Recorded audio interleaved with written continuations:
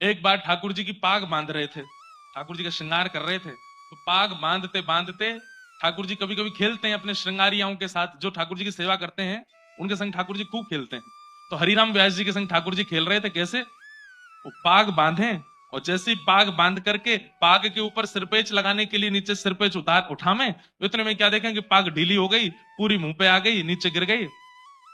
एक बार, दो बार, तीन बार, चार बार, छह सात बार जब पाग बांध दी और बार बार खुलने लगी, तो हरिराम व्यास जी बोले ये पाग पहननी नहीं है, शायद इनको दूसरी लाता हूं। दूसरी पहनाई तो वो भी उतार दी।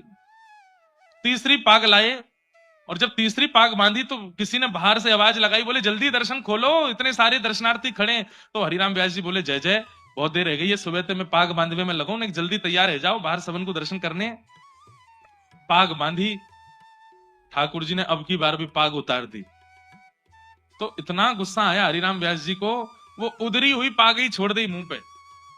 बोले ऐसे ही खड़े रहो, अब ऐसे ही दर्शन दे दूंगा सबको। अरे सुबह से इतने लाड़ प्यार में आ गए हो, इतने ज्यादा जो है बिगड़ते जा रहे हो, इतने भाव से हम सेवा करते हैं और आपको बिल्कुल चैन नहीं पड़ता है, एक पाग नहीं बंधवा रहे हो, खड़े रहो ऐसे ही, नहीं बांधनी अब पाग, और ऐसे ही दर्शन करा दूंगा सबको। अपने पुत्र को बोल गए, भोग आदि पधरा करके दर्शन खोल देना, मैं जा रहा हूं। बोले पिताजी गुस्सा क्यों? बोले ये ऐसे ही काम है यहाँ के, छलिया के पूरे दिन यहाँ की सेवा करते रहे, एक पाग ना बंधवा रहो, गुस्सा करे। बाहर जाकर के हरिराम व्यास जी चुपचाप बैठ गए। थोड़ी देर बाद भोग प्रसाद होने के बाद जैसे ही पर्दा खुले, आहा, लोग बाग जय जयकार करने लगे, मनोहर झांकी, मधुर झांकी, आहा, आज ठाकुर जी कितने सुंदर लग रहे हैं, आज ठाकुर जी कितने प्यारे लग रहे हैं।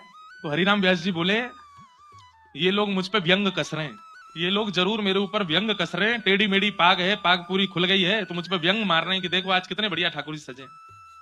कोई दर्शनार्थी बाहर आया रोता रोता, बोले व्यास जी आज की झांकी तो नेत्रों से जा ही नहीं रही है। बोले सच बता? बोले और नहीं।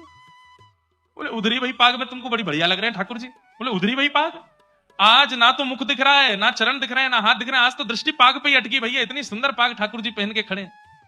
भीतर जाकर के जैसे हरिराम व्यास जी ने देखा तो क्या पाया, आज इतनी सुंदर पाग और उस सुंदर पाग के ऊपर 10-15 मोर पंख ऐसे लटका करके ठाकुर जी ने इतनी सुंदर पाग। पुत्र को बुलाया, हरिराम व्यास जी बोले तूने बांधी पाग? बोले नहीं पिताजी, आप जैसी छोड़ गए थे वैसी थी, पता नहीं कैसे बांध ली। तुरंत हरिराम व्यास जी के नेत्र बंद हो गए और नेत्र बंद होते ही मन में झांकी प्रकट हुई, क्या कि मैं तो उधरी भाई पाग छोड़ के बाहर चलोगे और गुस्सा में। तब प्रिया जी, तब किशोरी जी आई और किशोरी जी ने आकर के देखी हैं ऐसे बुरे बाबड़े से बन के खड़े हो ठाकुर जी, ये पाग क्यों नहीं बांधी? बोले आज मोए आपके हाथन से बदवावे को मनो, या हमारे हरिराम व्यास को परेशान कर रहे हो, अब आप आए गई हो, अब आप ही बांधो।